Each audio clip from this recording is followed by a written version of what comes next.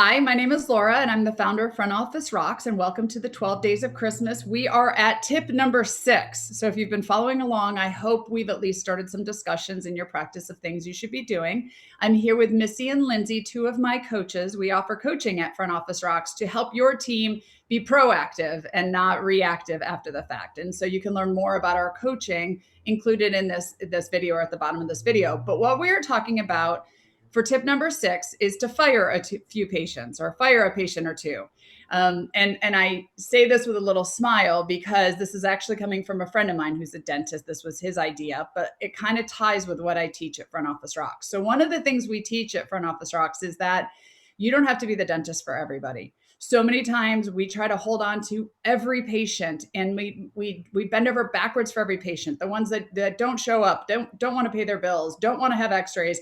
And we really just feel like we have to treat everybody, and we don't, right? And I'm going to have Lindsay and Missy talk about that in a minute. But the idea came from one of my dental friends who, at the holidays, what he did when they came to their holiday party is he let each one of his employees, they had a seance, is what they called it. And he let each one of his employees pick a patient that didn't need to come back in the next year, because our team members could probably list out all of the bad patients that we don't necessarily need to be treating. And so the conversation around end of the year and starting the new year, it's a really good time to talk about we don't have to be the dentist for everyone. So Missy, did you have some thoughts behind that too, and kind of how to help the teams with this concept?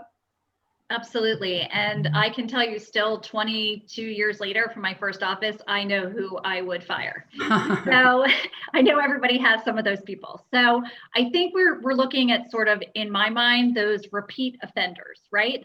Not just someone who may have canceled an appointment or for some reason we just don't like their personality. This is someone typically who is disrespectful to the front desk or doesn't listen when we ask them to call back to confirm, or is constantly breaking appointments.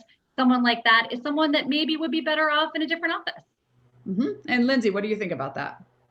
Ultimately, at the end of the day, we're here to take care of our patients' dental needs.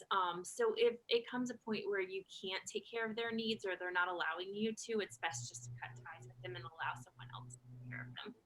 I love that. I think that's great. The idea is let's be here for the patients that want to be here. And like Missy said, I'm going to call them Lissy at the end of this.